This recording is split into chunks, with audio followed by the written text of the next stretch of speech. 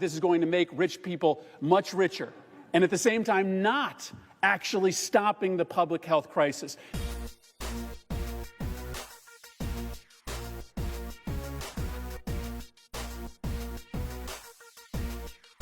You can't keep on saying it's a bipartisan bill when it clearly is not. If it was a bipartisan bill, you wouldn't have this level of angst from Democrats who were shut out of the process. Let's be clear about what we're talking about here. We don't think your bill works. We don't think the bill that has been drafted by the majority party is going to fix the problem.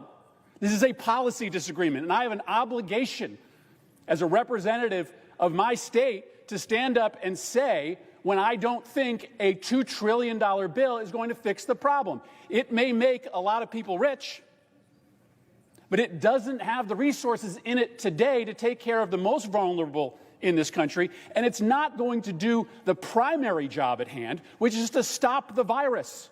Remember, there's no amount of economic stimulus that we can pass, $1 trillion, $2 trillion, $3 trillion, that will solve this problem if we don't get serious about the public health crisis that exists today. And when you shortchange states, when you don't provide enough money to help my state and my municipalities manage testing, move congregate populations apart from each other, try to manage the crisis, then you aren't serious about stopping the virus.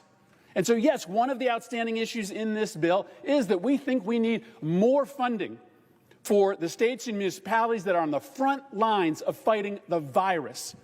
And yes, we don't think this bill will work at job number one, which is stopping the public health crisis, unless we provide ample funding. And yes, we are worried about the lack of conditionality on funding to big businesses, to Wall Street. Yes, we are worried about the fact that this is going to make rich people much richer, and at the same time not actually stopping the public health crisis. These are policy differences.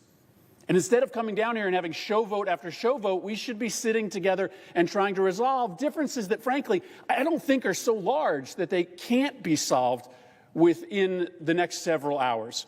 And so I just hope that we understand that we are down here very frustrated because we worry that we are about to vote on a bill that is not going to solve the problem. That is a policy disagreement, but a policy disagreement that can be resolved. Right now, we're facing two big problems. The first is that we have a critical shortage of medical supplies, masks, ventilators, coronavirus tests, and more.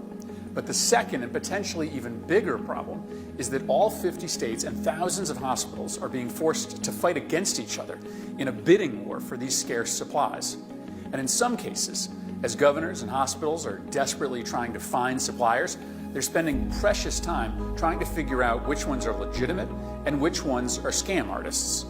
This Lord of the Flies scenario encourages hoarding and price gouging that make it even harder to get these supplies where they need to go. This isn't just inefficient, it's costing us time and lives. We introduced the Medical Supply Chain Emergency Act because we need bold federal action to take over the supply chain and direct the distribution of these critical resources.